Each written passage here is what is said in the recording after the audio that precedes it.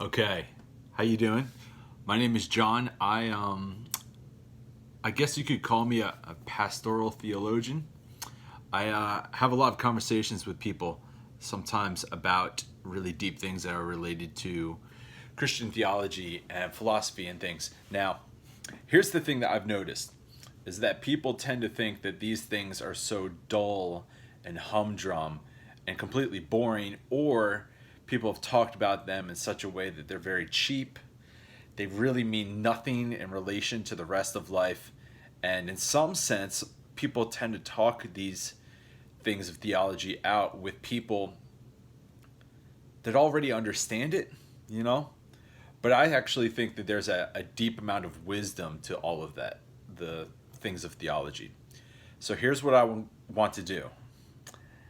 I'm going to try to do 100 consecutive days of bringing out a different point from Christian theology and try to make it accessible, understandable, and actually say, this is why this is important.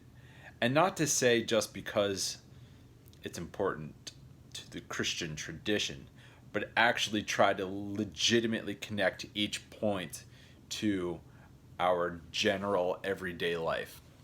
So I'm going to try to do this in such a way that these videos won't be polished. They will seem probably just very much like this. So again, this is going to be the start of 100 days. So what's the first one for today? All right, it goes like this.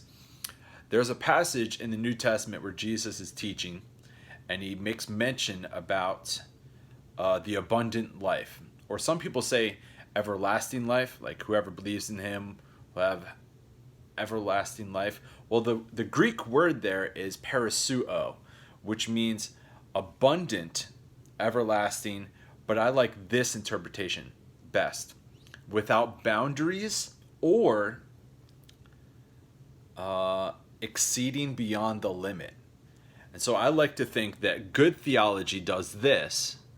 I'm just switching hands right here.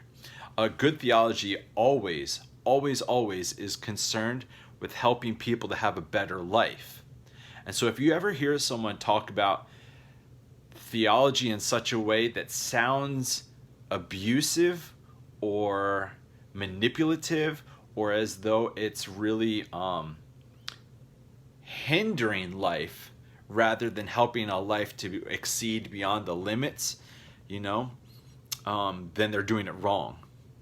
So that's my goal, is to try to talk about theology these next, 99 days now, in such a way that it always follows that principle about the Perisseuo, that to understand this point from Christian history and theology legitimately matters for you and for I to have a life that exceeds beyond the limits of what we think is the normal ceiling for like a good life. Okay? So that's it. You can follow this or maybe not, and then check back in a couple days or weeks. My plan is I've got a few of these talks that will bring out specific principles or ideas, and then after that do a different theologian or philosopher for a week straight. So we've got a number of weeks. I wrote it out here. We've got some weeks on like Dietrich Bonhoeffer, Thomas Aquinas, Teilhard de Chardin, Teresa of Avila, Julian of Norwich, Thomas Merton, Hildegard, that's a cool name, Francis of Assisi, Bonaventure. All of these people are probably people you haven't heard before.